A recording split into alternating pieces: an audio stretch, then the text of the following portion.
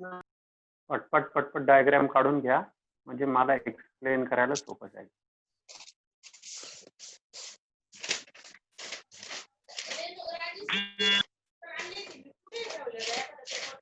तिथंच आहे. कोणाचा ऑडिओ चालू आहे?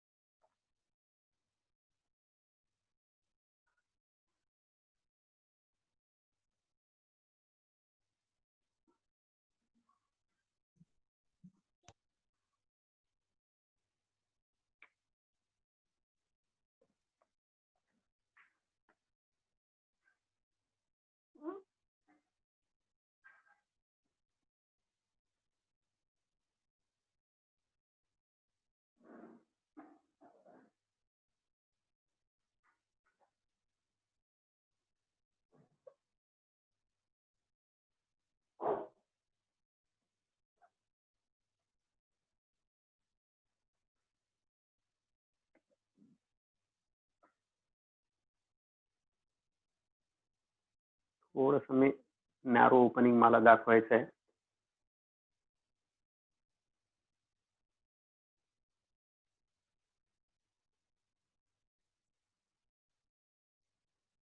मला नॅरो ओपनिंग दाखवायचं हे समजून घ्या. एकदम स्मॉलर ओपनिंग असतंय. This opening is very very small. आता दाखवणार आहे मी तुम्हाला.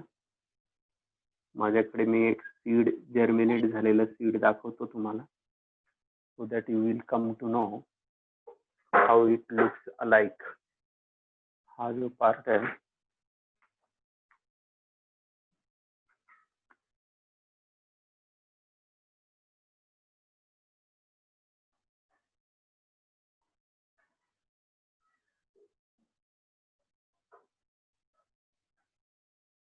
I am not very happy with this figure. पण समजवण्यासाठी मी काढतोय, तुम्ही काढून घ्या.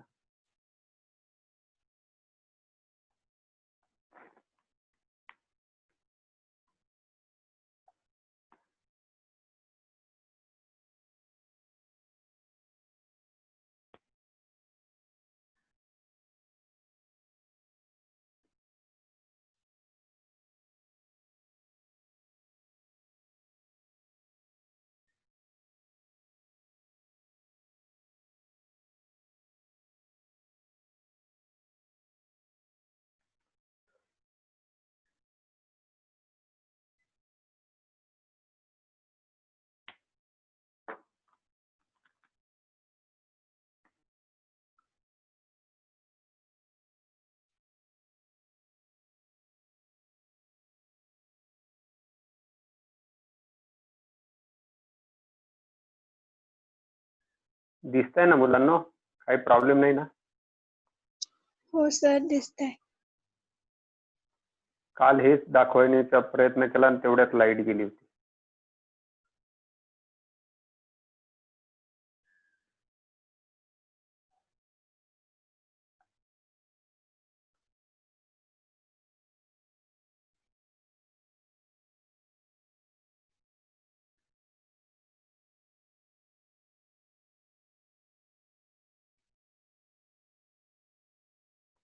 This whatever I am drawing here, that is all nucellus.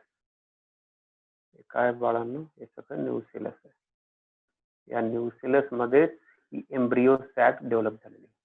This entire structure whatever you are seeing, this big structure, it is called as embryo sac. एक typical anatropous ovule कसं दिसतं, that I am showing here.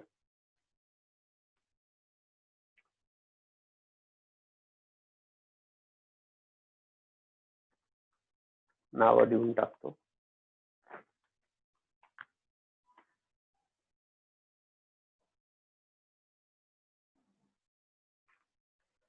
These are both इंटेग्युमेंट्स. यांना आपण म्हणत असतो इंटेग्युमेंट्स.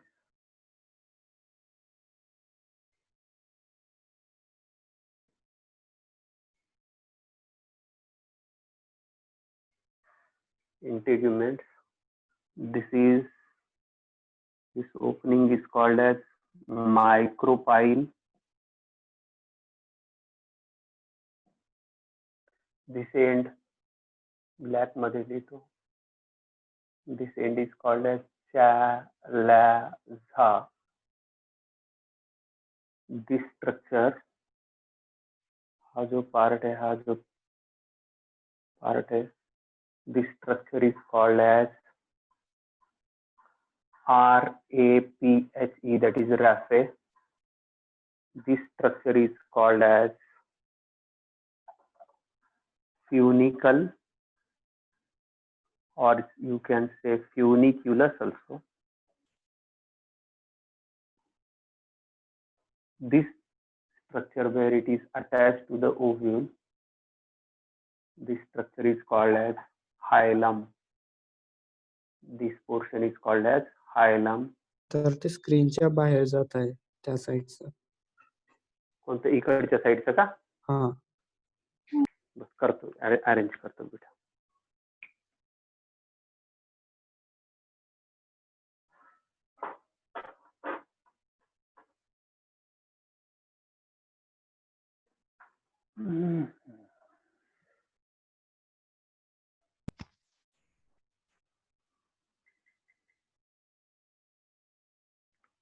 थोडस shrink करावं लागेल.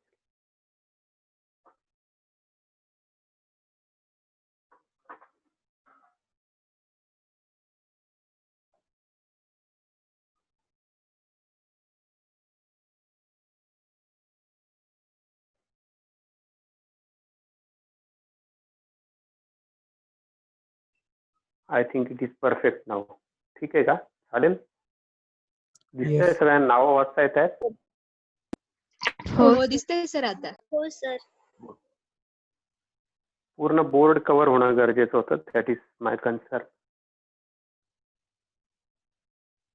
वैष्णवी खाडे, खुशबू यादव, मधुरा, स्नेहा क्षीरसागर, सगळेजण वेटिंग आले.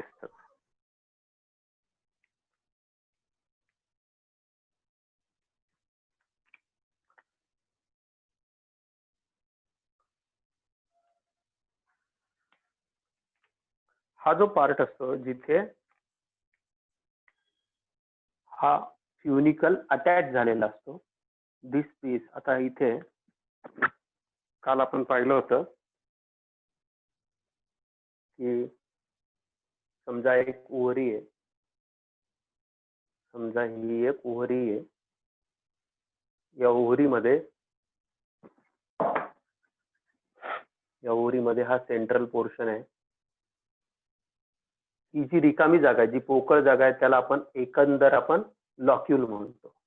हे लॉक्यूल जर एक असेल तर युनिलॉक्युलेट, आणि एकापेक्षा जास्त असतील तर मल्टी लॉक्युलेट असतात, किंवा दोन लॉक्यूल, 3 लॉक्यूल असे असतात. तर इथून ज्याला अटॅच झालेले असतात हे ओव्ह्यूल, ज्याचं पुढे कन्व्हर्जन होणार असतं सीड मध्ये. हा जो पार्ट आहे, लेट्स से की हा एक पूर्ण हा एक लॉक्यूल झाला, आणि हा एक दुसरा लॉक्यूल आहे इथे. तो हा जो पार्ट ज्याला हा अटॅच आहे, this part is called as placenta. याला आपण काय नाव देतो बाळांनो? प्लासेंटा. हा पार्ट मधला पीस. आणि हे जे मी काढलंय आता, हे इथून जे काढतोय, हा जो पार्ट आहे, आपण दाखवण्यासाठी असं दाखवतोय. दिस पार्ट इज ऍक्च्युअली फ्युनिकल. याला काय म्हणतो आपण? फ्युनिकल. निरनिराळ्या प्रकारचा ओव्ह्यूल जे असतं, जनरली आपण पाहतो की it is very common. In case of angiosperms we see the anatropous. This is the structure of typical mature anatropous ovule. हे कसं आहे बेटा? हे आहे, this is the structure of vertical section. This is the vertical section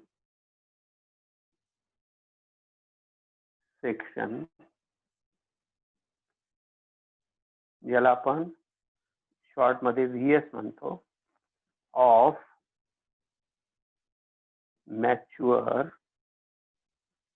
अॅनाट्रोपस, ज्याला तुम्ही bracket मध्ये लिहू शकता इन्व्हर्टेड ओव्ह्यूल.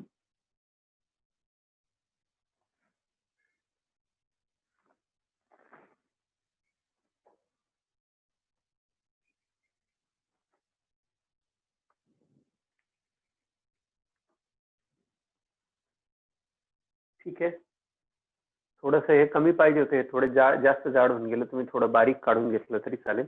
आता ऍक्च्युअली आपण जे स्टार्ट केली होती, माझ्याकडे एक पार्ट दाखवतो तुम्हाला. हरभरा मी काढून ठेवलेला आहे बघा. दिसतं का तुम्हाला? दिसलं तर माझं हे धडपड काही कामात येईल असं वाटतंय.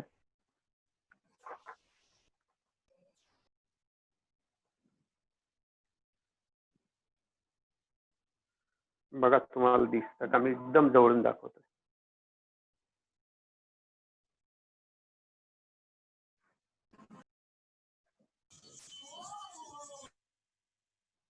हे बघा, नीट बघा बरं, दिसतंय का तुम्हाला?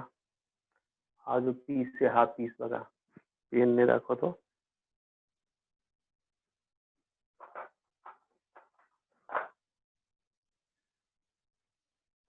हे बघा, हा जो पीस आहे ना, हल्लं काय? खूप हल्लं का काय? हा जो पीस आहे बघा, हा इथे इथे छिद्र दिसतंय बघा इथे. सगळ्यांनी एकदा बघा बरं. हा पीस आहे बघा, हा इथे थोडस असं काळसर भाग दिसतोय का तुम्हाला? सगळ्यांनी बघा बरं, दिसतंय का? कॅमेऱ्याच्या हो समोर येते सर. हो सर, दिसतंय ना. पार्ट दिसतंय सर. दिसतंय ना? हा. दिसतोय. ऍक्च्युअली काय आहे, हे बघा.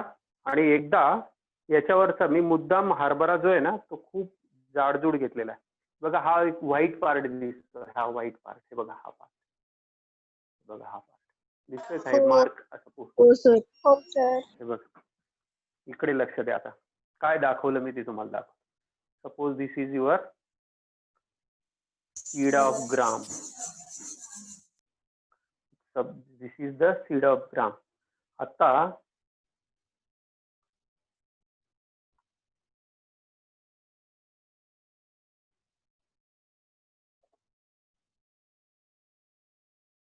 हा जो पीस आहे, हा जो पार्ट आहे ना, हा जो ब्लॅक पार्ट दाखवला ना, हा आहे. हा this is raphe.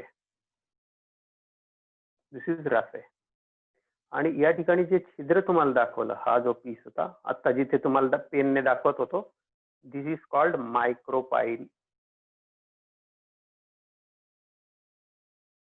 This is called मायक्रोपाईल.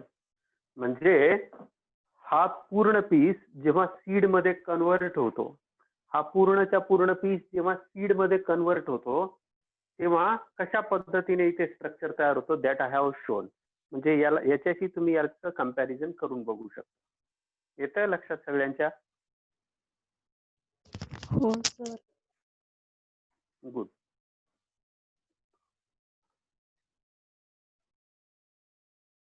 Sir, yes, बोला.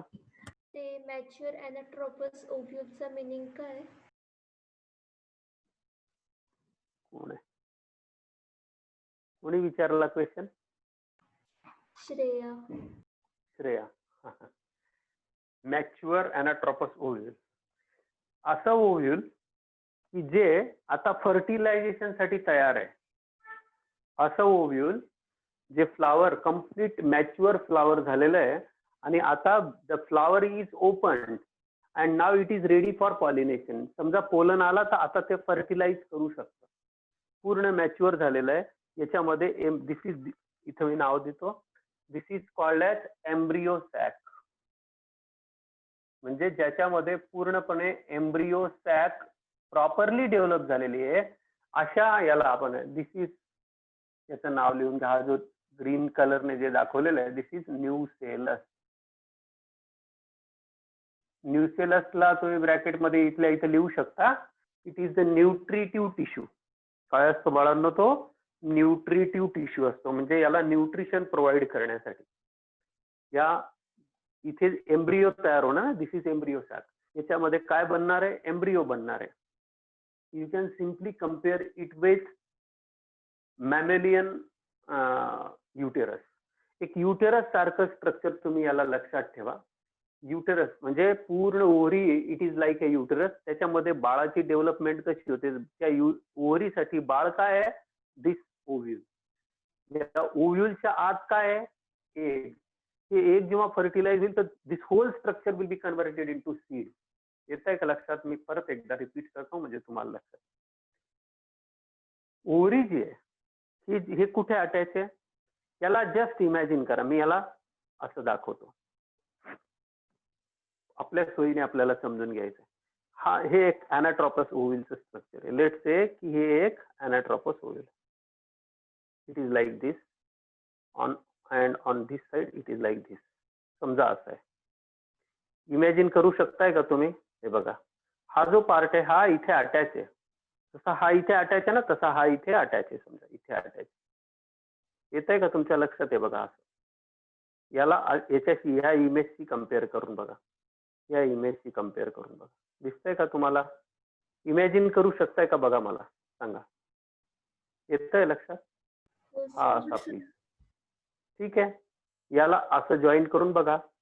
हा पार्ट इथे ग्रो होईल. येतंय लक्षात? हे रॅफेचा मिनिंग कशासाठी असतं? रॅफे कशासाठी असतात बेटा? याच्यातला याला मजबूती देण्यासाठी. एखादं अॅनाट्रॉपस ओव्ह्यूलचा अर्थ होतो inverted ovule. There are lot of types of ovules. आपण ते बघणार आहोत. Just for information, it is not in our syllabus. पण माहिती पाहिजे की ऑर्थोट्रॉपस ओव्ह्यूल काय असतं, टर्सिनोट्रॉपस ओव्ह्यूल म्हणजे काय असतं, हॉरिझॉन्टल एक असतं ते ओव्ह्यूल काय असतं. तर आपल्याला फार त्याच्या डीप मध्ये नाही जायचं. The most common type is anatropous ovule. त्यामुळे मी इथे लिहिलंय inverted ovule is most common type. म्हणून ह्या ओव्ह्यूलचा स्टडी केला. बाकी प्रोसेसेस जवळजवळ सगळ्यांमध्ये कसं आहे? बायोलॉजी बेटा it is the science of exception. सगळं एकसारखं असेल का? तर बिलकुल नाही. बायोलॉजीमध्ये 2 + 2 = 4 असं कधीच होत नाही. किंवा 2 + 2 = 4 पण होऊ शकतं, 5 पण होऊ शकतं, 3 पण होऊ शकतं, 1 पण होऊ शकतं, 0 पण होऊ शकतं. तर biology it is the science of exception. त्यामुळे तुम्ही एक्झॅक्टली, कारण इथं काय फॉलो केलं जातं आणि काम कशामुळे असं होतं त्याचं बेसिक रिझन एका लाईन मध्ये सांगायचं, एका वर्ड मध्ये सांगायचं असेल तर याचं रिझन आहे इव्हॉल्युशन. कारण इव्हॉल्युशन एका डायरेक्शनने नाही झालेला किंवा एका स्ट्रेट वेने नाही झालेला. त्यामुळे काय झालंय की जसं परिस्थिती बदलत गेली, जशा काय म्हणूया त्याला की सीन्स बदलत गेले, प्राण्यांच्या समोर चॅलेंजेस येत गेले, ऍडव्हर्स कंडिशन्स येत गेल्या, त्याच्या हिशोबाने तिथे स्ट्रक्चर डेव्हलप होत गेलेले आहेत. साधं लॉजिक सांगतो. उंट डेझर्ट्स मध्ये सापडतो. प्लांट्स पण बघा, तिथल्या प्लांट्स काही वेगळ्या आहेत. तिथे स्पाइन्स डेव्हलप झालेले आहेत. You cannot differentiate between the stem आणि त्याला आपण काय म्हणू लीफ. हे जे स्ट्रक्चर आहे प्रॉपरली तुम्ही त्याला डिफरन्शिएट नाही करू शकत. त्यांचे तुम्ही क्लॅडोड, फायलोड हे जे स्ट्रक्चर तुम्हाला पंजासारखे जे स्ट्रक्चर तुम्हाला दिसले त्याच्यावर बघा कसं हे असं प्लांट मध्ये नॉर्मल प्लांट कसं असलं पाहिजे? Stem, root, stem, leaves, flowers, fruits. पण एवढं पाणीच अवेलेबल नाही तर त्या ठिकाणी जसं चेंज झालेलं आहे, तिथल्या प्राण्यामध्ये जसा चेंज झालाय, त्याचे पंजे बघा, त्याची शेपटी बघा, त्याचा हंक बघा, त्याच्यानंतर त्याचं टोटल मानेचं हे सगळं परिस्थिती बघा, त्याचे डोळे बघा, डोळ्यांच्या पापण्या बघा, ते जसं मॉडिफाय झालेलं आहे. तसंच एक टेरेस्ट्रियल एरियामध्ये एक वेगळं तुम्हाला वेगळ्या पद्धतीचे प्राणी, वेगळ्या पद्धतीचे वनस्पती, वेगवेगळ्या पद्धतीचे तुम्हाला प्लांट दिसतील. सिमिलरली तुम्ही जेव्हा हिली एरियाज मध्ये जाता, जिथं कंटिन्युअस टेम्परेट एरिया ज्याला आपण म्हणतो, तिथे जर बघितलं तर तिथल्या हॅबिटॅट आपल्याला वेगळा मिळेल, तिथल्या वनस्पती आपल्याला वेगळ्या मिळतील. तर इव्हॉल्युशनचा जो कोर्स आहे तो एन्व्हायरमेंटल कंडिशनच्या अकॉर्डिंग झालेला आहे. त्यामुळे त्याला आपण एकाच सारखं सगळ्या ठिकाणी होईल असं मानू शकत नाही. This was the reason behind my explanation. तर आता तुमच्या लक्षात आलं असेल. आता हे डेव्हलप कसं झालं याचं एक थोडीशी मी कालचं रिव्हिजन करतो आणि मग ह्या इथपर्यंत येतो, तुम्हाला आणतो. आता नीट लक्ष द्या. काय स्टडी करतोय? तर we are going to study the formation of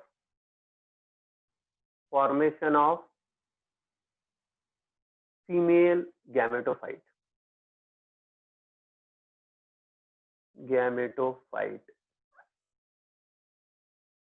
female गॅमेटोफाईटचं फॉर्मेशन कसं होतं that we are going to study here. आता होतं काय, एक फ्लावर जे आपण पाहिले त्याचं टिपिकल स्ट्रक्चर ते सिनकार्पस, ॲपोकार्पस सगळ्या कंडिशन्स आपण पाहिल्या की मल्टी कार्पेलरी असू शकतं, युनिकार्पेलरी असू शकतं, ह्या सगळ्या कंडिशन्स. पण आत जेव्हा आपण जातो ओहरीच्या आत, तर ओहरीच्या आत गेल्यानंतर त्याच्यामध्ये काय डेव्हलप होणं, जेव्हा आपण एखाद्या फ्लावरला मॅच्युअर झाला असं म्हणतो. आणि एक गोष्ट लक्षात ठेवा, फ्लावर ओपन तेव्हाच होतं जेव्हा ते मॅच्युअर होतं. म्हणजे तोपर्यंत ते बर्ड फॉर्म मध्ये असतं, तोपर्यंत ते बाळांनो बर्ड फॉर्म मध्ये असतं.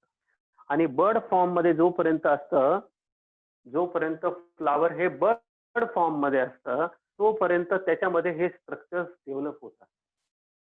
म्हणजे अँथरची डेव्हलपमेंट चालू असते. आणि अँथरची डेव्हलपमेंट आपण पाहिली होती, जर तुम्हाला आठवत असेल तर मी सांगितलं होतं की समजा ही अँथरची वॉल आहे, एपिडर्मिस आहे, याची इट इज फुल ऑफ, असं सांगितलं होतं तुम्हाला. मी एक कॉर्नर काढून फक्त दाखवतो. दिस इज एपिडर्मिस. आणि एपिडर्मिसच्या आत इथे काही अशा सेल्स होत्या की ज्या सेल्स डिफरन्शिएट झाल्या.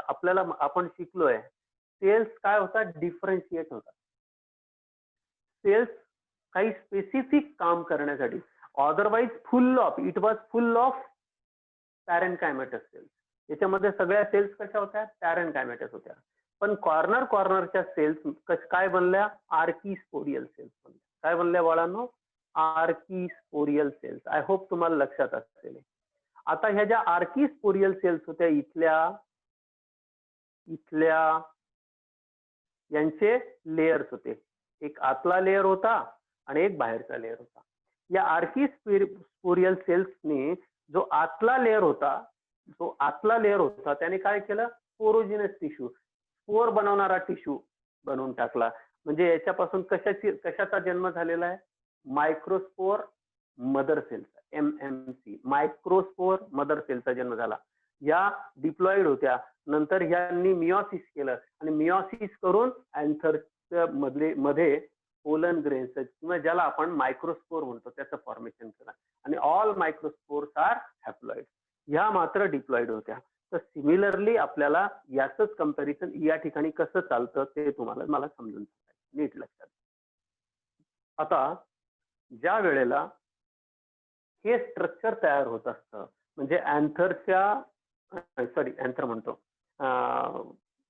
ओव्हरीच्या आत जेव्हा अर्ली स्टेजेस मध्ये, ओव्हरीच्या आत, suppose this is the ovary, आणि ह्या ओव्हरीच्या आत आपण एक युनिलॉक्युलर ओव्हरीचा उदाहरण मुद्दाम घेऊन आपण बघतोय. दिस इज द ओव्हरी वॉल. आणि ह्या ओव्हरी वॉलवर या ओव्ह्यूलचं स्ट्रक्चर जेव्हा डेव्हलप होत असतं ते बिगिनिंगला पूर्ण असं असतं, एवढंच असतं, एवढं हे असं असतं. नंतर ते सुरुवातीला तर एवढंच असतं, अगदी एवढंच असतं. नंतर याची ग्रॅज्युअल डेव्हलपमेंट होत होत होत होत होत होत अशा पद्धतीच्या स्ट्रक्चर मध्ये कन्वर्ट व्हायचं, अशात व्हायचं, एवढं लक्षात ठेवा. आता असं होण्याच्या आधी काय होतं ते मी तुम्हाला सांगतो. आता याच्या आत जर तुम्ही गेले तर याच्या आत हे पहिल्यांदा सगळ्यात पहिले याची डेव्हलपमेंट करणारं स्ट्रक्चर हे तयार झालं. हे याच्या आत डेव्हलपमेंट करणारं स्ट्रक्चर, याच्यातनं ब्लड वेसल्स म्हणतो, झायलेम असा टिश्यू जाईल जो याची डेव्हलपमेंट करण्यासाठी काम करेल. रॅफेचं काम काय आहे, रॅफे असं समजा की आपल्याला एक पाण्याची टाकी आहे. ही पाण्याची टाकी जर आपल्याला वरती ठेवायची असेल तर काहीच प्रॉब्लेम नाही, वरती ठेवायची असेल, खाली सपोर्ट दिला, विषय संपला. याच्यावर पाण्याची टाकी ठेवायची असेल किंवा तुम्ही खंबे दिले, विषय संपला, काहीच प्रॉब्लेम नाही. पण जर ही टाकी तुम्हाला लटकवायची असेल, इथं अशी लटकवायची आहे, समजा ही पाण्याची टाकी तुम्हाला अशी लटकवायची, तर लटकवण्यासाठी हा जो पार्ट आहे, हा जो खंबा आहे, ज्याला ही तुम्ही लटकवणार आहात, तर याच्या आत तुम्हाला काहीतरी मजबूत स्ट्रक्चर टाकावं लागेल, जेणेकरून हे याचा भार घेऊ शकेल, नाही तर घेऊ नाही शकणार. तसंच काम या ठिकाणी असतं. हा जो रॅफेचा पार्ट आहे, हा रॅफेचा पार्ट सपोर्टसाठी असतो, मजबूतीसाठी असतो, जेणेकरून हे ओव्ह्यूल गळून जायला नको वजनाने, कारण याच्यामध्ये खूप सारे चेंजेस होणार आहेत, खूप नंबर ऑफ सेल्स वाढणार आहेत. म्हणून हा जो रॅफेचा जो पार्ट आहे बाळांनो, हा आत टाकलेला असतो. म्हणजे बघा, this is the natural civil engineering of that god. तर तशा पद्धतीने या ठिकाणी केलं जातं. आता इथून याची नरिशमेंट केली जाईल. हा जो पार्ट आहे याच्यातनं याला नरिशमेंट प्रोव्हाइड केली जाईल. याची नरिशमेंट जेव्हा होते त्यावेळेला हा एक बंद पार्ट असतो. मात्र इथे याच्यावर इंटेग्युमेंट ह्याचे मी नाव दिले बघा. इंटेग्युमेंट याचा अर्थ आवरण होतं. आता जे मी हरभरा दाखवला होता ना, हा जो हरभरा दाखवला होता, नीट लक्ष द्या, मी पुन्हा एकदा दाखवतोय. हा जो हरभरा मी दाखवला होता, हे जे आउटर मोस्ट कव्हरिंग तुम्हाला दिसते, ज्याला मी हात लावतोय, कॅन यू सी दिस? ज्याला मी हात लावतोय, एक जे इंटेग्युमेंट असेल, एक कसं आहे आउटर. दोन ॲरो दाखवलेत ना, एक हे काय आहे आउटर, हे काय त्याच्या आत काय इनर. दोन इंटेग्युमेंट्स आहेत. इंटेग्युमेंट शब्दाचा अर्थ होतो मराठीमध्ये आवरण, इंग्लिशमध्ये तुम्ही म्हणू शकता कव्हरिंग. तर हे जे ज्याला मी हात लावतोय इट इज आउटर इंटेग्युमेंट. आउटर इंटेग्युमेंट जे असतं ते नंतर जेव्हा सीड बनतं तेव्हा ते बनून जातं टेस्टा. काय बनून जातं बाळांनो? टेस्टा. फक्त आता लक्षात ठेवा. आणि इनर इंटेग्युमेंट जे असतं ते over the period of time, जेव्हा मी याला सोलेल, तर माझ्याकडे सोललेला नाहीये, याला मी जर सोलेल तर त्याच्या आत एक पातळ असं कव्हरिंग तयार झालेलं असतं, that is called as tegmen.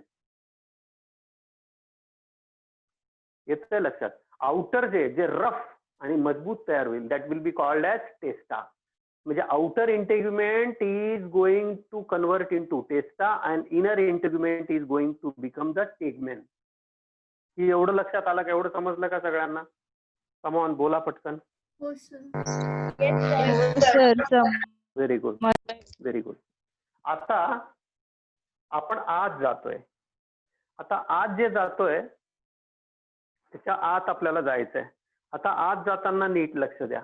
हा जो पार्ट आहे बेटा, हा पूर्ण पार्ट एका विशिष्ट अशा टिश्यूने बनलेला. हा जो पार्ट आहे हा पूर्णच्या पूर्ण एका विशिष्ट अशा टिश्यूने बनलेला आहे. कोणता टिश्यू आहे? पॅरेनकायमॅटस. दिस इज ऑल पॅरेनकायमॅटस टिश्यू. इथपर्यंत आले का सगळे माझ्या बरोबर? एवढं सांगा. दिस इज ऑल पॅरेनकायमॅटस टिश्यू. आणि हा जो पॅरेनकायमॅटस टिश्यू आहे बाळांनो, हा पॅरेनकायमॅटस टिश्यू जर तुम्ही एकदम काळजीपूर्वक जर बघितला तर ह्या पॅरेनकायमॅटस टिश्यू मध्ये बाहेरच्या बाजूला ॲज युजल याच्या ठिकाणी याच्यामध्ये पण इथे काय असेल? एपिडर्मिस असेल. याच्यात बाहेर असा एपिडर्मिसचा पार्ट. याच्या आत ज्या सेल्स असतील, याच्या आत जेवढ्या सेल्स असतील त्या सगळ्या पॅरेनकायमॅटस सेल्स असतात. आणि ह्या पॅरेनकायमॅटस सेल्स यांच्यामध्ये ग्रॅज्युअल चेंजेस होतात. यांनाच आपण पुढे म्हणायला लागतो न्यूसेलस. यांना काय म्हणतो बाळांनो? न्यूसेलस. या न्यूसेलस मधल्या ज्या सेल्स आहेत यांचं कन्व्हर्जन कशात झालं बघा. पहिल्यांदा पॅरेनकायमॅटस सेल्स होत्या, ग्रोथ चाललेली आहे. ग्रोथ होता होता यांचं कन्व्हर्जन कशात झालं? न्यूसेलस मध्ये. या न्यूसेलस मधल्या काही सेल्स म्हणजे खास करून ज्या आता इथे ओव्ह्यूलच्या बाबतीत एक गोष्ट एकदम परफेक्ट लक्षात ठेवायची.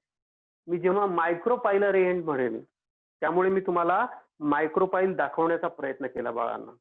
इथे मी मायक्रोपाईल दाखवण्याचा जो प्रयत्न केलेला आहे ना, हे बघा, हा जो पार्ट तुम्हाला दाखवतो आहे हा पार्ट मायक्रोपाईल. मायक्रोपाईलचा हेतू असा असतो की एकदा सीड तयार झालं की याच्यातनं पाणी आत जातं आणि त्यामुळे आपला हरभरा, त्यामुळे आपला मठ, मूग जेवढे असतात डायकॉट ते फुगतात. त्यांच्या कॉटिलिडॉन्स मध्ये पाणी जातं. हे बघा, हा जो कोंब बाहेर आलेला आहे, हा जो बाहेर याचं डेव्हलपमेंट होते. याला ते जर मी असंच्या असं सांभाळून ठेवलं असतं तर याच्यातनं एक प्लांट बॉडी निघाली असते, हे तुम्हाला माहिती. आता मी नीट जे सांगतोय ते लक्षात घ्या. हा जो न्यूसेलसचा पार्ट आहे, या न्यूसेलस मधल्याच सेल्स पहिल्यांदा ह्या सेल्स कन्व्हर्ट होतात. इथे जी सेल असते ती पहिल्यांदा कन्व्हर्ट होते, पहिल्यांदा. आणि ही जी सेल असते ती न्यूसेलस मधली सेल आहे, ती कन्व्हर्ट होते आणि that cell becomes archesporial cell. काय बनते बाळांनो? Archesporial cell. एवढं लक्षात आलं का? न्यूसेलस मधली parenchymatous cells will be converted eventually into nucellus. Nucellus मधलीच एक सेल जी खास करून मायक्रोपायलर एंडच्या बाजूला आहे, थोडं मी आणखी खाली काढू शकतो, मायक्रोपायलर एंड कडे ती कशात कन्वर्ट झाली? आर्किस्पोरियल सेल्स मध्ये. या सेल्सचे डिव्हिजन होते आणि याच्यात 2 सेल्स बनतात, याच्यात 2 सेल्स बनतात. सुरुवातीला इनिशियल बिगिनिंग फेज मध्ये सांगतो. आर्किस्पोरियल सेल्स मध्ये एक सेल जी बनेल ती प्रायमरी, जसं आपण तिकडे शिकलो तेच, प्रायमरी परायटल सेल. एक सेल काय बनून जाईल? Primary parietal cell. आणि दुसरी जी सेल असेल it will be converted into sporogenous sale.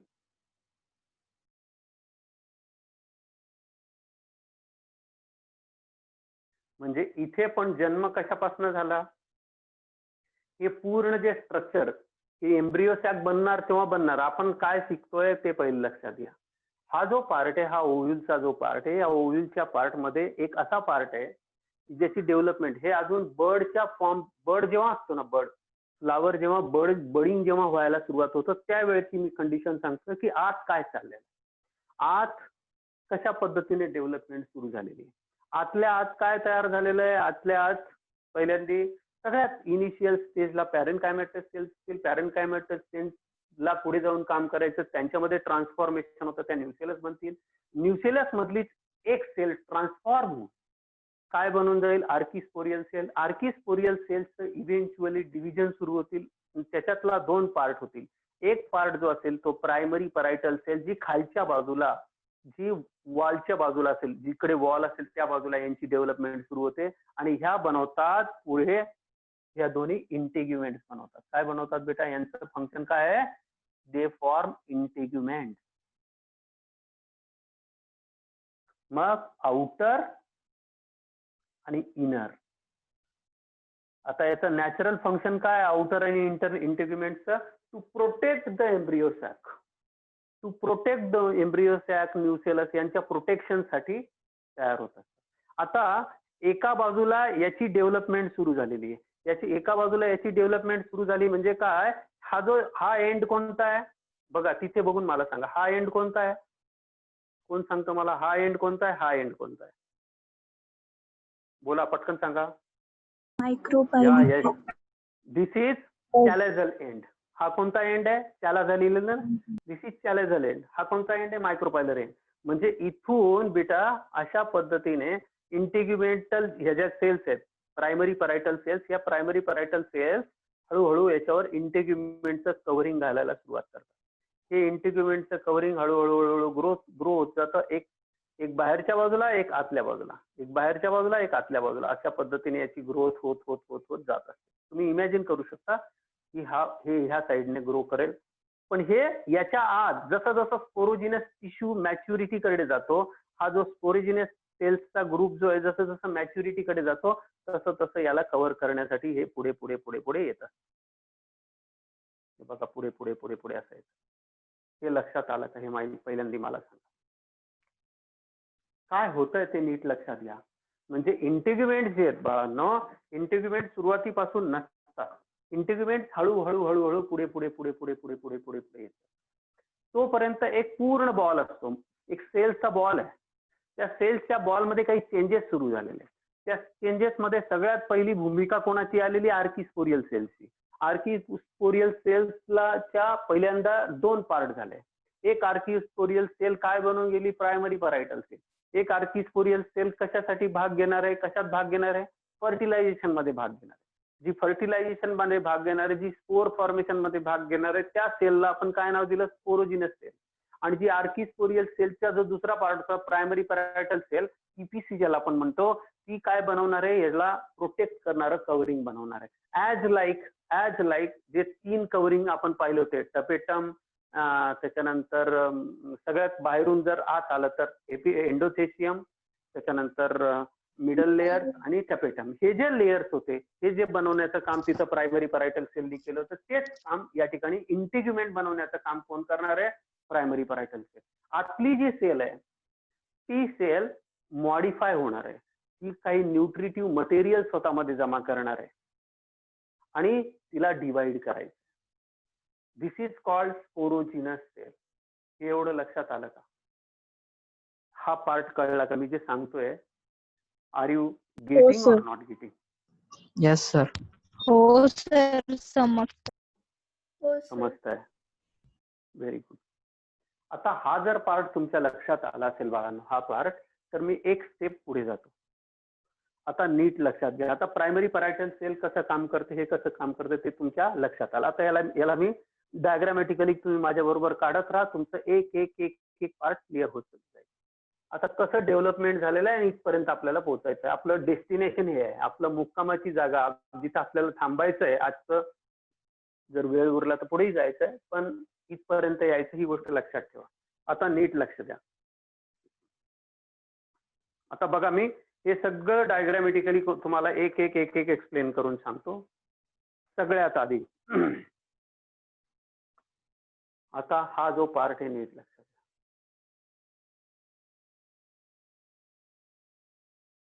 हा सुरुवातीचा पार्ट. हा इकडे असं तुम्ही जोडू शकता. जोडलं तरी ठीक आहे, नाही जोडलं तरी ठीक आहे. याच्यामध्ये सगळ्यात आधी जन्म कोणाचा होईल? सगळ्यात आधी काय असेल? हे बघा, पूर्ण असा गोळा ज्याच्यामध्ये फुल ऑफ सेल्स आहेत, ज्याच्यामध्ये फुल ऑफ सेल्स आहेत. या सगळ्या सेल्स आहेत बाळांना. आता मी याला प्रॉपर नाव देतो. याच्यावर सगळ्यात वरती, सगळ्यात बाहेरच्या बाजूला काय असेल? नीट लक्ष द्या. इथे नीट लक्ष द्या, तुम्हाला सांगतो. हा जो पार्ट आहे, हा इथे असेल एपिडर्मिस. दिस इज एपिडर्मिस, बरोबर? हा एपिडर्मिसचा पार्ट. या एपिडर्मिसच्या पार्टच्या खाली जो इमिजिएट, एपिडर्मिसच्या खाली नेहमी काय असतो? कोण सांगतो मला? एपिडर्मिसच्या खाली नेहमी का कोणता लेअर असतो? हायपोडर्मिस. एंडोथेशियम. नाही, आता तिथे म्हणतो एंडोथेशियम. इथे आपण काय म्हणतो? This is epidermis. This is epidermis. एपिडर्मिसच्या खाली नेहमी असतो हायपोडर्मिस. या हायपोडर्मिसच्या ज्या सेल्स असतात, या हायपोडर्मिसच्या ज्या सेल्स असतात, या सेल्स मधून नीट लक्षात घ्या, आपण थोडंसं जास्त स्पेसिफिक जातोय. या सेल्स मधलीच एक सेल काय बनणार आहे? Archesporial sale. नीट लक्षात घ्या. मी काय सांगितलं होतं, तुम्ही पहिल्यांदा ही गोष्ट लक्षात, कन्फ्युजन नका ठेवू. पहिले काय मी काय सांगितलं? हे सगळा पार्ट काय होता? पॅरेनकायमॅटस सेल. पॅरेनकायमा, कुठलाही पॅरेनकायमा असेल तर त्याला कव्हरिंग असेल की नाही? त्याला जे कव्हरिंग असेल त्याला काय नाव दिलं आपण? एपिडर्मिस. त्याच्या खालचा जो लेअर असेल, अजून काही बनलेलं नाही, त्याच्या आधीचा जो लेअर आहे दॅट इज हायपोडर्मिस. आणि हायपोडर्मिसच्या आत सगळ्या गोष्टी असतील.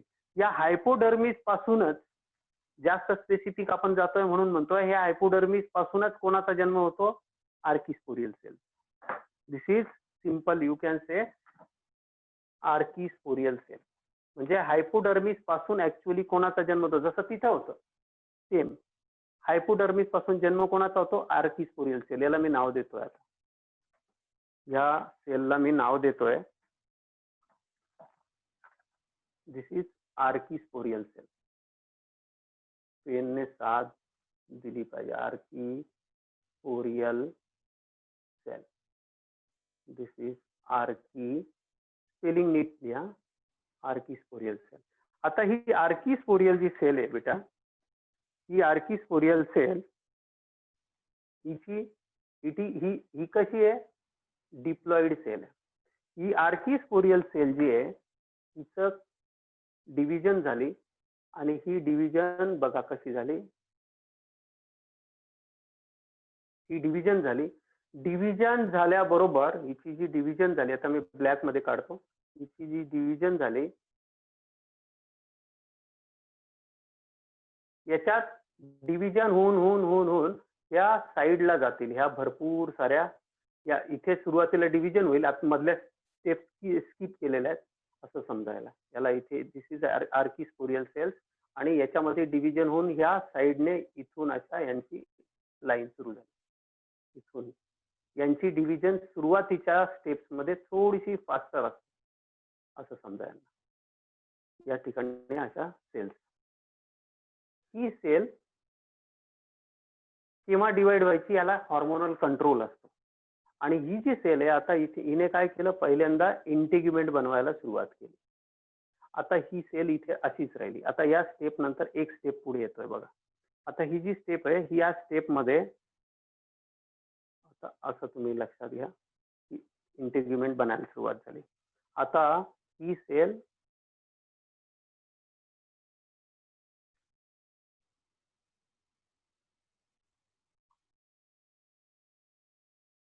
आणि ही या ठिकाणी ही या सेलने आता डिव्हिजन सुरू केली. ही इथे जी डिव्हिजन सुरू केली, एका सेलच्या 4 सेल झाले. 2 3 4 1 2 3 4. म्हणजे इथे पहिल्यांदा काय होईल, इथे डिव्हिजन होईल म्हणजे मियोसिस होईल. 2 सेल बनल्या, दोघांच्या 4 सेल बनल्या. आता हा जो एंड आहे, हा जो एंड आहे बेटा, this is micropylar end, this is chalazal end. This is micropylar end, this is chalazal end. This is micropylar end, this is chalazal end. This is micropylar end, this is chalazal end. C for chalazal end. आता या ठिकाणी इकडच्या ज्या मायक्रोपायलर एंडच्या ज्या cells आहेत यांचं completely काय होतं बाळांनो, डिजनरेशन होतं. आता इथून नीट लक्षात घ्या. या चार पैकी नीट लक्ष द्या. हा जो पार्ट आहे, हा पार्ट, याच्यावर इंटिग्युमेंट थोडा आणखी वाढलेला. हा जो पार्ट आहे या ठिकाणी आता या 3 सेल्स ज्या आहेत या डिजनरेट झाल्या आणि फक्त एकच सेल शिल्लक राहील. या 3 डिजनरेट झाल्या. मी इथं फुली मारून ठेवतो. या 3 डिजनरेट होतात, एकच शिल्लक राहते. आता एक शिल्लक राहिली तोपर्यंत यांची लेंथ वाढली. या इंटिग्युमेंटची लेंथ या ठिकाणी वाढली आणि ही इंटिग्युमेंटची लेंथ कोण घडून आणतंय, प्रायमरी परायटल सेल. आता या ठिकाणी इथून जर तुम्ही पुढे आले तर तुम्हाला काय दिसेल, आता तुम्हाला दिसेल ही सेल जी आहे ही सेल पुन्हा डिव्हिजन करेल.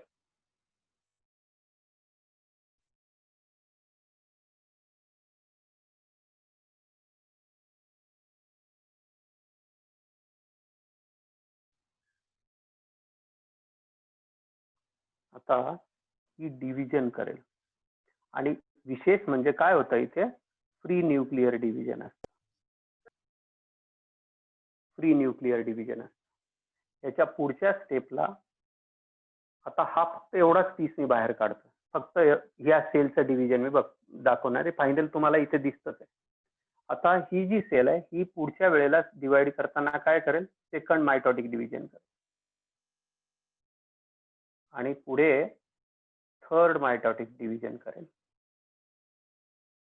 आणि तेव्हा ही साईज पैकी मोठी झालेली असेल. 1 2 3 4 1 2 3 4. आता हिला मी असं दाखवतो म्हणजे तुमच्या लक्षात येईल.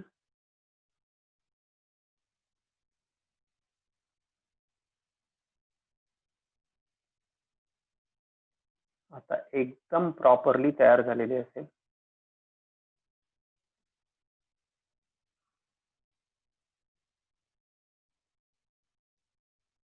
बघा जमतंय का, कळतंय का तुम्हाला?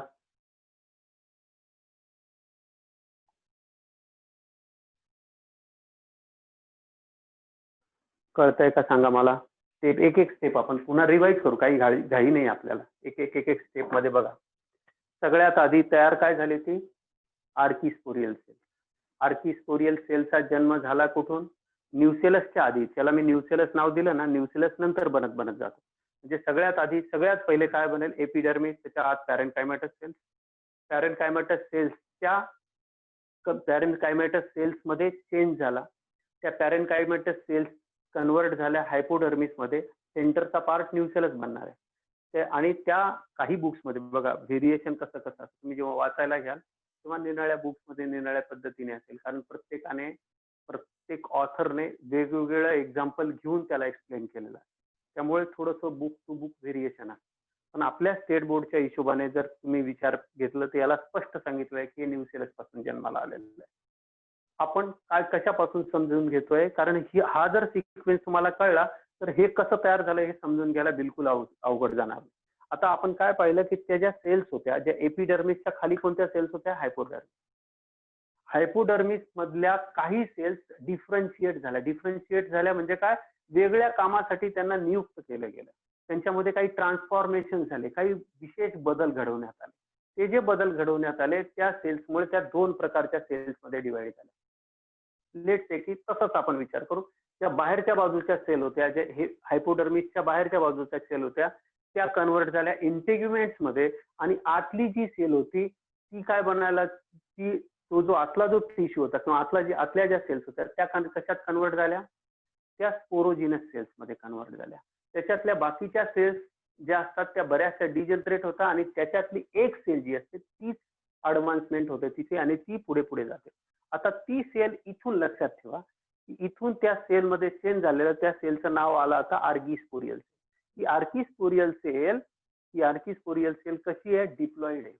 या आर्किस्पोरियल सेलच्या आजूबाजूचा जो परिसर आहे, आजूबाजूचा जो भाग आहे, या भागामध्ये इंटिग्युमेंटची पण ग्रोथ चाललेली आहे, आणि ही सेल न्यूट्रिटिव्ह मटेरियल जमा करते, हिला पुढे भाग घ्यायचा आहे, आणि ही साईजने वाढत चाललेली. या सगळ्या सेल्सपेक्षा आत जेवढ्या बाकीच्या सेल्स आहेत या सगळ्या सेल्सपेक्षा या सेलची आकारमान वाढत आहे. तिने पहिल्यांदा काय केलं, सगळ्यात पहिल्यांदा आता इथे या सेलने या स्टेपला इथे लिहून ठेवा, या स्टेप नंतर इथून this archesporial cell undergoes meiosis, इथे लिहून ठेवा, इट अंडरगोज मियोसिस. ही जी सेल आहे बेटा, ही आर्किस्पोरियल सेल, इट अंडरगोज म्हणजे ही it will be archesporial cell will be converted into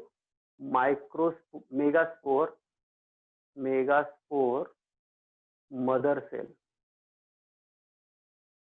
archesporial सेलचं कन्वर्जन कशात झालं, आता 2 प्रकारच्या होते.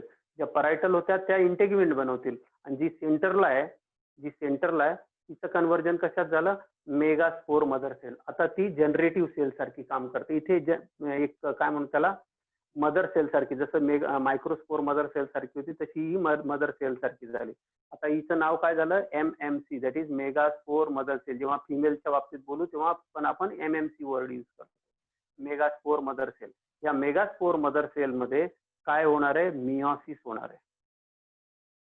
आता मियोसिस झाल्यानंतर हे जे स्ट्रक्चर तयार झालं याला आपण म्हणतो टेट्राड. याला आपण काय वर्ड यूज करतो, मेगास्पोर टेट्राड.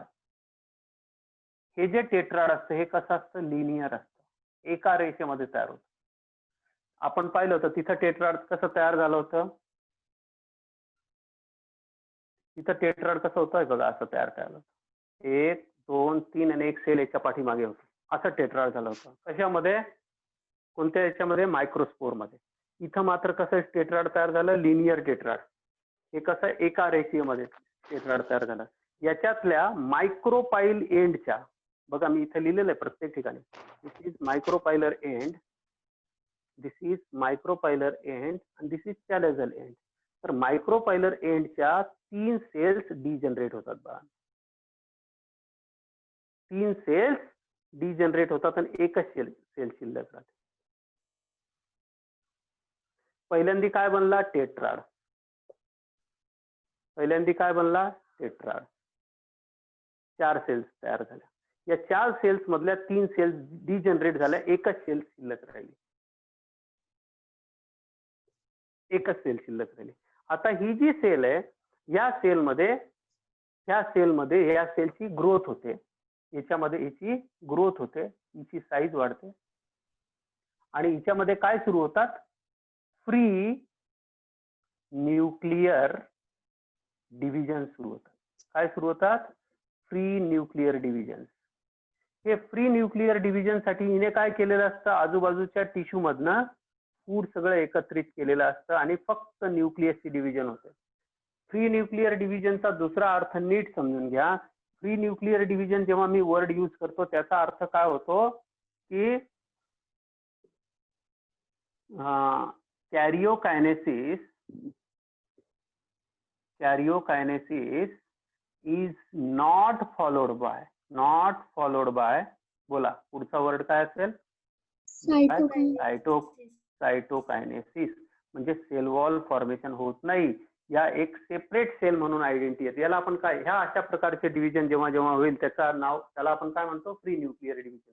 बघा आता फक्त काय होणार आहे, फक्त न्यूक्लियस डिव्हिजन, फक्त न्यूक्लियाय जे असते, न्यूक्लियस जे असते त्यांची डिव्हिजन होईल. म्हणजे इथे पहिलं मिओसिस, इथे झालं मायटॉसिस फर्स्ट, इथे झालं, इथे फक्त एकच सेल शिल्लक राहिली, इथं मायटॉसिस फर्स्ट, इथं मायटॉसिस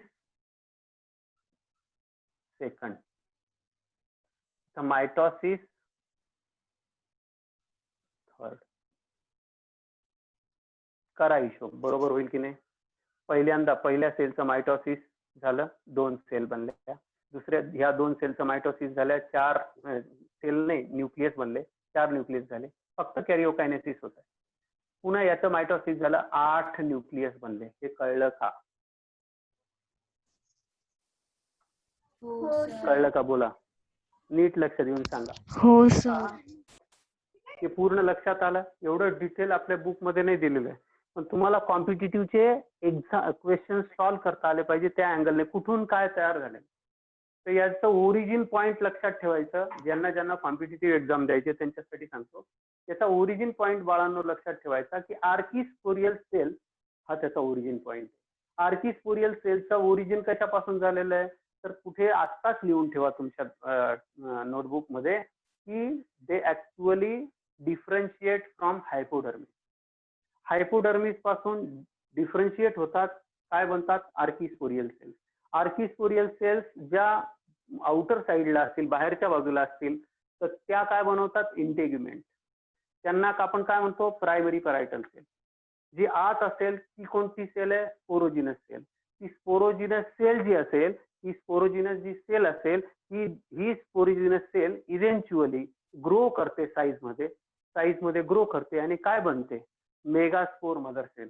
ही मेगास्पोर मदर सेल बनल्यानंतर काय करते, हिचं मिओसिस करते. काय करते बाळांनो, मिओसिस करते. आणि ही मिओसिस केल्यानंतर काय बनवते, एक मेगास्पोर टेट्राड बनवते. काय बनवते, मेगास्पोर टेट्राड. टेट्राडचा अर्थ काय, हे प्रत्येकाकडे एक एक सेट ऑफ क्रोमोझोम असते. कारण मिओसिस मध्ये काय होतं, chromosomal number reduce to half होतो, म्हणजे प्रत्येकाकडे n नंबर ऑफ क्रोमोझोम्स असतील. हिच्याकडे किती होते, 2n होते. आता यांच्याकडे प्रत्येकाकडे काय आले, n. या प्रत्येकाकडे n होते, पण याच्यातल्या 3 ज्या मायक्रोपायलर एंडच्या होत्या त्या काय केल्या गेल्या, डिजनरेट केल्या गेल्या, नष्ट केल्या गेल्या.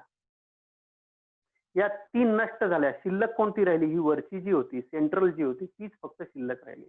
आता ती जी आहे तिला थोडस काय केलं जातं, खालच्या बाजूला ढकललं जातं मायक्रोपायलर एंडला, आणि तिच्यामध्ये मोठा व्हॅक्युअल तयार केला जातो. तिच्यामध्ये न्यूट्रिटिव्ह मटेरियल टाकलं जातं आणि ही साईजने आणखी ग्रो.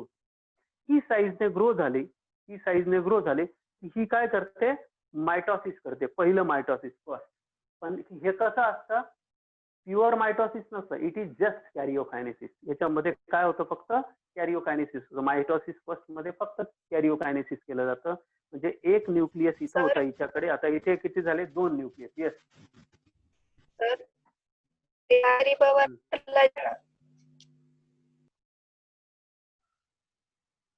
पहिल्यांदा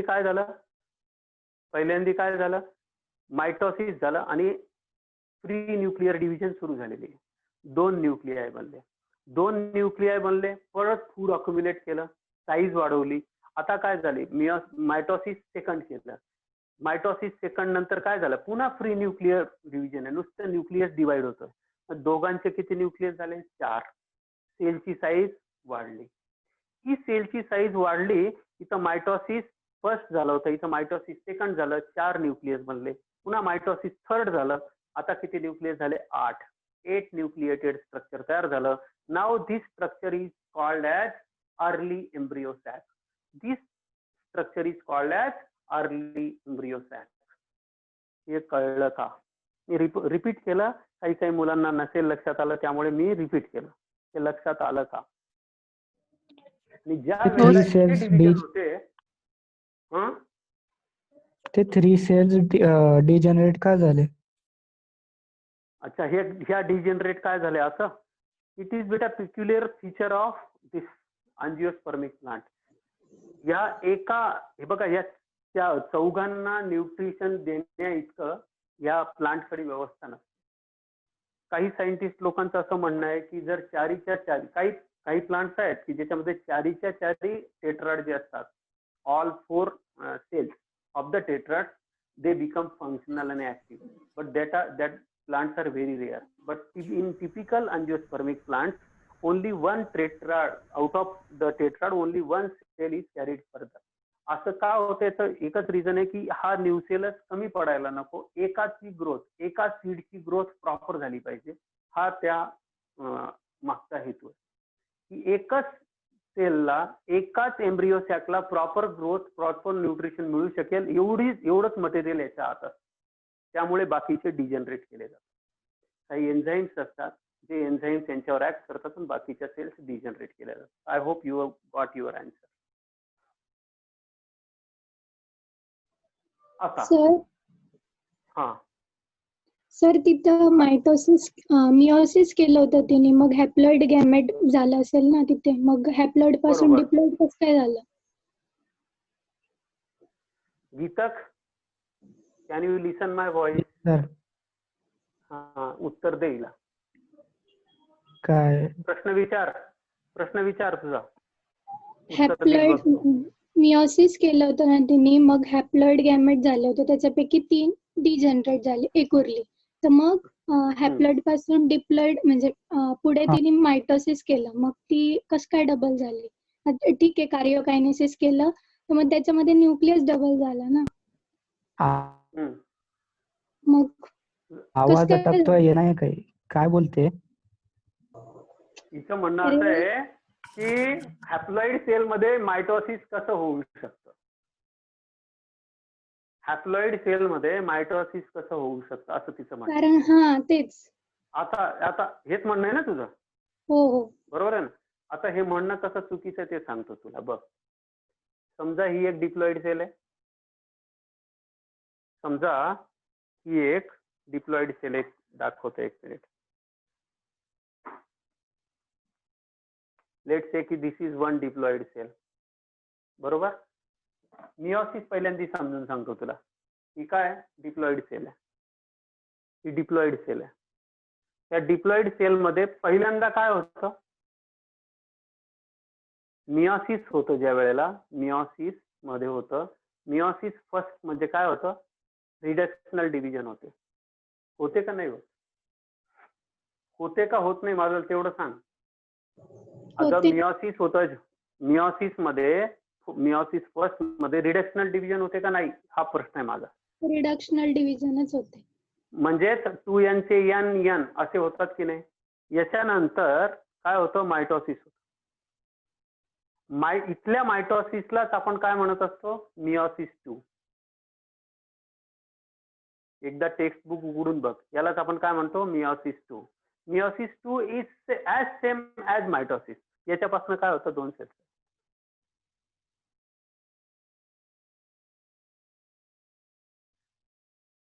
असं 4 सेल होतात ना, हे मला सांग पहिले. हे क्लिअर आहे का सगळ्यांना?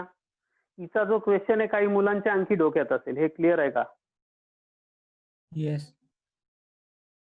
तुला कळलं का सोनल? हो sir. Meiosis second is nothing but the mitosis. Meiosis second काय असतं? याचीच फक्त याचाच सेम टू सेम कॉपी. ही सेल पुन्हा डिवाइड करते आणि 2 इक्वल सेल्स बनतात. आणि आता मात्र सगळ्या हॅप्लॉइड असतात. हे कळलं का? एवढं माहिती आहे ना? हो. 4 सेल, एका सेल पासून 4 सेल कशा बनल्या? पहिल्या स्टेप मध्ये 2च बनतात ना. पहिल्या मिओसिस फर्स्ट मध्ये 2 सेल बनतात आणि त्याच्यानंतर पुन्हा सेकंड मिओसिस सेकंड जेव्हा होतं then meiosis second is nothing but the mitosis. हे पहिल्यांदा क्लिअर करून घ्या. आणि या सेल्स बेटा कितीही वेळा पुढे हे करू शकतात. एक गोष्ट लक्षात ठेवा, या सेल्स बाळांनो कितीही वेळा डिवाइड होऊ शकतात मायटॉटिकली. मायटॉटिकली का डिवाइड होऊ शकतात? कारण क्रोमोझोम नंबर चेंज नाही व्हायचा आहे ना. चेंज होतो का क्रोमोझोमल नंबर मायटोसिस मध्ये? बोला. नाही. मायटोसिस मध्ये क्रोमोझोमल नंबर बदलणार आहे का, हा प्रश्न आहे माझा. नाही. श्रेया नाही बोल. होत. मग त्यामुळे हे किती वेळा डिवाइड होऊ शकते. त्यामुळे हा प्रश्नच चुकीचा होता तुझा. थोडक्यात सांगायचं म्हणजे प्रश्न, एक गोष्ट लक्षात ठेवायची, हॅप्लॉइड सेल जर डिवाइड झाली नसती, तुला असं मागचं मी आठवून तुला सांगतो, मागच्या वर्षी एकदा ते मागचं 11वीचं पुस्तक एकदा उघडून बघ, त्याच्यात आपण पाहिलं होतं. तर आता तुम्हाला लक्षात असेल तर बघा, एक गॅमेटोफायटिक जनरेशन होते आणि एक स्पोरोफायटिक जनरेशन. गॅमेटोफायटिक जनरेशन मध्ये एक मेल प्लांट तयार होतं. अर्ली जे हे असतात ना, काय त्याला आपण म्हणू शकतो, हॅलोफाइट्स मध्ये येतात, ब्रायोफायटामध्ये आणि अर्ली टेरिडोफायटामध्ये, काही टेरिडोफाइट्स मध्ये. तर एक पहिली गोष्ट अल्गी मध्ये आणि दुसरं ब्रायोफाइट्स मध्ये. एक सेल जी असते, एक सेल म्हणजे हॅप्लॉइड सेल पासून पूर्ण प्लांट बॉडी बनलेली असते. हॅप्लॉइड सेल पासून पूर्ण प्लांट बॉडी बनते. तिथे जी हॅप्लॉइड सेल पासून प्लांट बॉडी बनते, मग तिथे कसं काय बनत असेल प्लांट बॉडी? तिथे तर 2 सेल फ्यूज झाल्याच नाही, तरी सुद्धा प्लांट बॉडी बनते. याचं कारण काय? याचं कारण असं आहे की त्या haploid cell repeated mitotic division करते, म्हणून प्लांट बॉडी बनवू शकते. The same thing you can compare here with this example.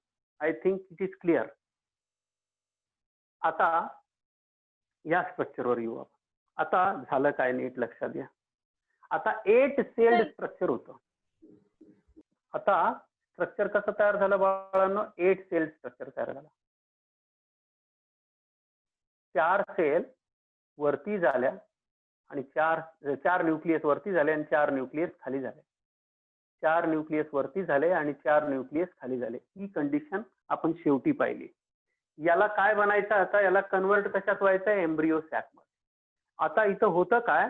इथे मध्यभागी एक मोठा हे असतो, व्हॅक्युअल असतो, जो आपल्या टेक्स्टबुक मध्ये कुठेही मेन्शन नाही. मी तुम्हाला एक्स्ट्रा इन्फॉर्मेशन देतो, एक्स्ट्रा सांगतो. हा जो न्यूक्लियस आहे याच्यामध्ये खूप सारे न्यूट्रिटिव्ह मटेरियल भरलेलं असतं. याच्या आजूबाजूला पण भरपूर सारे, याच्या आजूबाजूला न्यूसेलस, याचं सगळं कन्वर्जन कशात झालेलं आहे? न्यूसेलस मध्ये. न्यूसेलस इज, मी तुम्हाला स्टार्टिंगलाच बोललो की nucellus is a nutritive tissue. हा सगळा न्यूसेलस. आता हा न्यूसेलस का तयार झाला? तर ह्या एम्ब्रियो सॅकचं प्रॉपर डेव्हलपमेंट झालं पाहिजे. याच्यामध्ये एक एम्ब्रियो येणार आहे, एक बाळ येणार आहे, अशा पद्धतीने तुम्ही लक्षात घ्या.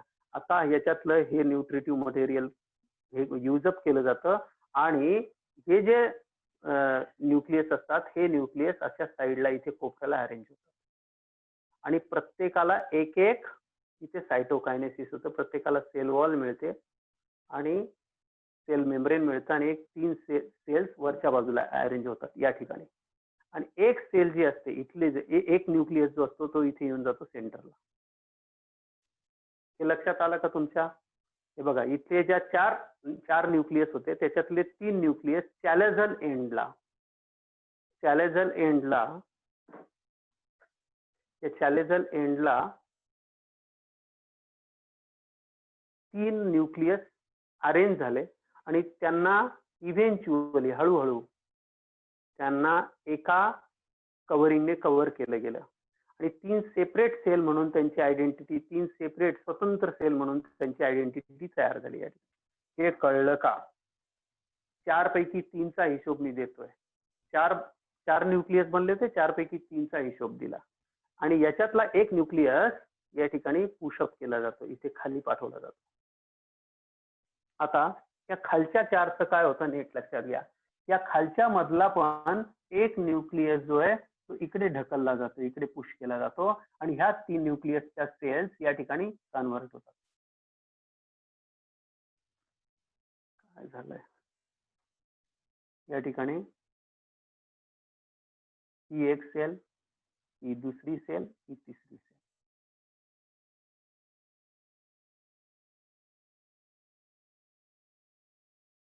अशा पद्धतीने. आता बघा किती सेल झाल्या, वरती 3, खाली 3. ही जी सेंटरची जी सेल आहे, ही सेंटरची जी सेल आहे हिला म्हणतात एग सेल. ही कोणती सेल बनते, एग सेल. ही इकडची जी, ह्या इकडच्या आणि इकडची ह्या ज्या 2 सेल आहेत यांना म्हणतो आपण सिनर्जिड्स. त्यांना काय म्हणतो, सिनर्जिड्स. सेंटरची जी सेल आहे तिचं नाव काय ठेवलं जातं, एग सेल. हे जे 2 न्यूक्लियस आले आहेत, हे न्यूक्लियस एकमेकांच्या एकदम जवळ येतात. यांना म्हणतात पोलर न्यूक्लियाय. यांना म्हणतात पोलर न्यूक्लियाय. हे कसे आहेत, हॅप्लॉइड आहेत, आपल्याला माहिती आहे. हे सगळ्या सेल्स कशा आहेत, हॅप्लॉइड आहेत. इथं वरच्या ज्या सेल होत्या, ह्या सेल 1, 2 आणि 3, या 3 सेल्स चॅलेझल एंडला जमा झाल्या. 3 सेल मायक्रोपायलर एंडला जमा झाल्या.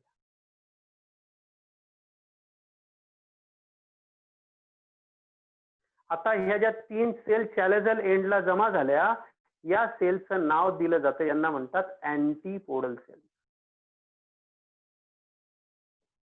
यांना काय नाव देतात बाळांनो, अँटीपोडल सेल्स. ज्या मायक्रोपायलर एंडच्या सेल असतात त्यांना काय, सिनर्जिड्स, 2 सिनर्जिड्स, साईडला 2 सिनर्जिड्स आणि एक सेंटरला एक सेल. या पूर्ण स्ट्रक्चरला, या पूर्ण 3 सेलच्या स्ट्रक्चरला, याला इथं एम लिहून तुम्हाला दाखवतो, दिस इज मायक्रोपायलर. या तिन्ही स्ट्रक्चरला आपण एकत्रितपणे म्हणतो egg apparatus. Egg apparatus.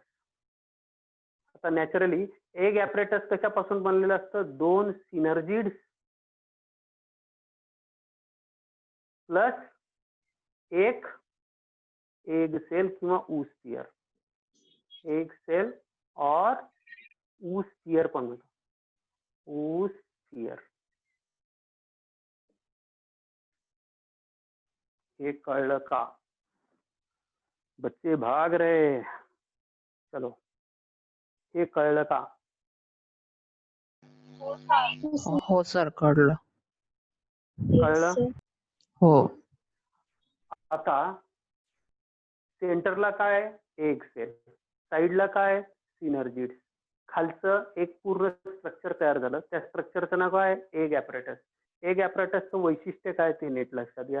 What is the characteristic feature. ही जी सेल आहे सिनर्जिड, ही सिनर्जिड सेल जी आहे ही, हिला एक असे प्रोजेक्शन्स आलेले असतात, हेअर लाईक प्रोजेक्शन्स येतात. आता हे सगळं मायक्रोस्कोपिक आहे, आपण मोठं करून दाखवतोय म्हणून तेवढं जाड दिसतं. इथे हेअर लाईक प्रोजेक्शन्स येतात किंवा फिंगर लाईक, याला आपण जास्त चांगलं काय म्हणतो, फिंगर लाईक प्रोजेक्शन्स येतात. आणि यांना आपण म्हणतो फिलीफॉर्म ॲपरेटस. दुसरं ॲपरेटस मी नाव देतोय. म्हणजे सिनर्जिड्सकडे तुम्हाला विचारलं MCQ मध्ये की फिलीफॉर्म ॲपरेटस कुठे असतं, तर फिलीफॉर्म ॲपरेटस असतं सिनर्जिड्सकडे. What is this, this is synergid. What is synergid? Synergid is the helping or supporting cell or protective cell. Supporting, त्याच्यानंतर it provides nutrition. Supporting cell म्हणून काम करते, न्यूट्रिशन म्हणून काम करते आणि पोलन ट्यूबला डायरेक्ट करते. पोलन ट्यूबला direct, pollen tube to egg cell. सिनर्जिडचं फंक्शन काय आहे, सिनर्जिड कशी आहे, फिंगर लाईक प्रोजेक्शन असलेली सेल आहे अशी. हिच्या सेंटरला वरच्या खालच्या बाजूला न्यूक्लियस आहे, याच्यामध्ये याच्या आत व्हॅक्युअल आहे, खालच्या बाजूला न्यूक्लियस आहे, बाकीचं नाही लक्षात ठेवलं तरी चालेल. याच्या आत एक न्यूक्लियस आहे आणि फिंगर लाईक प्रोजेक्शन्स आहेत. हे फिंगर लाईक प्रोजेक्शन्स पुढे का बरं आलेले आहेत, कारण यांना आजूबाजूच्या याच्यातनं न्यूट्रिशन कलेक्ट करायचं आहे. न्यूट्रिशन कलेक्ट करून काय करायचं, या सेलचं पण हिच्याकडे हे नाहीये, फिलीफॉर्म स्ट्रक्चर नाहीये एक सेलकडे. ही काय करणार आहे, ही स्वतः न्यूट्रिशन डिराईव्ह करेल आणि हिला पाठवेल. ही पण न्यूट्रिशन डिराईव्ह करेल आणि हिला पाठवेल, कारण ही ग्रो होणार आहे. हिचं पुढे नरिशमेंट होऊन काय होणार आहे, ही एक एम्ब्रिओ मध्ये कन्वर्ट होणार आहे. फर्टिलायझेशन इथं होणार आहे. या दोघांचं फर्टिलायझेशन होत नाही. त्या फक्त सपोर्टिंग सेल. मी जेव्हा पुढे जाईल तेव्हा लग्नात कशा कलोऱ्या असतात, कलोऱ्या. एक मेन नवरी, हिला मेन नवरी समजा, या दोन्ही कलोऱ्या आहेत असं समजा. तर ह्या ज्या कलोऱ्या आहेत ह्या काय करणार आहेत, या नवरीची सगळी तयारी करणार आहेत, सगळी देखभाल करणार आहेत. येत आहे लक्षात? हे फिलीफॉर्म ॲपरेटस म्हणजे एका एग ॲपरेटस मध्ये काय काय असेल ते नीट लक्षात घ्या. एका एग ॲपरेटस मध्ये 2 सिनर्जिड्स असतील आणि सेंटरला एक एग सेल असेल. मध्यभागी ह्या ज्या 4 न्यूक्लियस तयार झाले ते फ्री न्यूक्लिअर डिव्हिजन मधनं, हे 2 न्यूक्लियस, एक न्यूक्लियस खालच्या बाजूने आणि एक न्यूक्लियस वरच्या बाजूने पुश केला जातो आणि तो सेंटरला स्टेबल केला जातो. वरचे जे 3 न्यूक्लियस असतात ते काय बनवतात, अँटीपोडल सेल्स. या अँटीपोडल सेल्स पण काय करतात, या ठिकाणाहून न्यूट्रिशन डिराईव्ह करतात, इथून सगळं न्यूट्रिशन डिराईव्ह करतात आणि या एग ॲपरेटसला किंवा एम्ब्रिओ सॅकला, एग ॲपरेटसला नाही एम्ब्रिओ सॅकला मोठं ग्रो करण्यासाठी, त्याच्या आज जी सेल डिव्हिजन होणार आहे पुढे जाऊन त्याला सपोर्ट करण्यासाठी मदत करतात. म्हणजे न्यूट्रिशन डिराईव्ह करण्याचं काम कॅलेजल एंडच्या ज्या अँटीपोडल सेल्स असतात त्या करत असतात. ओव्हर द पिरियड जेव्हा फर्टिलायझेशन होतं बाळांनो, तेव्हा ह्या अँटीपोडल सेल्स, ह्या सिनर्जिड्स, ह्या सगळ्या डिजनरेट केल्या जातात, नष्ट केल्या जातात. मग सेल उरते कोणती फर्टिलायझेशन नंतर, तर फक्त ही सेल उरते आणि ही सेल उरते. ही सेल जी आहे ही सेल फर्टिलाइज होते, मग एक ट्रिपल फ्युजन. म्हणून लक्षात ठेवा, इथे जे होतं ना, इथं फर्टिलायझेशन डबल फर्टिलायझेशन होतं. इथं एकदा फर्टिलायझेशन होत नाही. इथं जेव्हा मी तुम्हाला हे शिकवतो नीट लक्ष द्या. पोलन ट्यूब समजा खाली येते, तर पोलन ट्यूबच्या टोकाला एक न्यूक्लियस असतो. हा जो न्यूक्लियस असतो याला म्हणतात ट्यूब न्यूक्लियस. तुम्ही म्हणाल ट्यूब न्यूक्लियस आला कुठून? याला म्हणतात ट्यूब न्यूक्लियस आणि याच्या मागे 2 न्यूक्लियस असतात. हे 2 न्यूक्लियस कोणते असतात? जनरेटिव्ह सेलचे न्यूक्लियस असतात. हे कोणते असतात? जनरेटिव्ह सेलचे न्यूक्लियस. आता ट्यूब न्यूक्लियस आला कुठून नीट लक्षात घ्या. हे this is the typical structure of pollen grain. Pollen grain मध्ये this is generative cell, this is vegetative cell. Vegetative सेलच्या न्यूक्लियसलाच दुसरं नाव काय? Tube nucleus. Vegetative cell, this whole is vegetative cell. Vegetative सेलच्या न्यूक्लियसला काय दुसरं नाव आहे? Tube nucleus. आणि हा जो खालची जी सेल आहे जिच्याकडे एकदम वेल डिफाईन्ड स्ट्रक्चर आणि छोटासा न्यूक्लियस आहे, हिला काय नाव आहे? दिस इज जनरेटिव्ह सेल. हे लक्षात आलं का? आता ही जनरेटिव्ह सेल एक तर ह्या ट्यूब मध्ये डिवाइड होईल, एक तर ह्या पोलन ट्यूब मध्ये डिवाइड होईल, नाही तर आधीच डिवाइड झालेली असेल आणि हे दोन्ही न्यूक्लियस कॅरी केले जातील. हे दोन्ही न्यूक्लियस या ठिकाणाहून इथून अशी पोलन ट्यूब आत आली, ही पोलन ट्यूब आत आली की हे जे स्ट्रक्चर असतं हे खाली पुश केलं जातं. इथे आलं की या ठिकाणी जसं मी इथे दाखवलं ना अशा पद्धतीने हे खाली आणलं जातं आणि ही ट्यूब इथे येऊन धडकते. हिचा धक्का थोडा जोरदार असतो. हिचा जो धक्का असतो ट्यूब न्यूक्लियसचा हा थोडासा जोरदार असतो. त्यामुळे हे फिलीफॉर्म ॲपरेटस काय करतात, हा तो धक्का सहन करतात आणि ह्या ट्यूबचं मटेरियल जे असतं ही ट्यूब बस्ट होते आणि इथून एंट्री करते.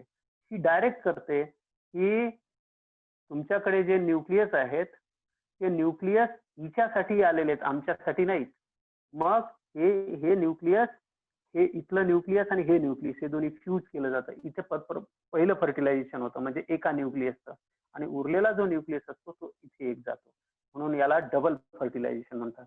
म्हणजे एक फर्टिलायझेशन याच्यासोबत होतं एक सेल बरोबर आणि एक फर्टिलायझेशन या पोलर न्यूक्लियस सोबत होतं आणि एक ट्रिप्लॉइड सेल तयार होते.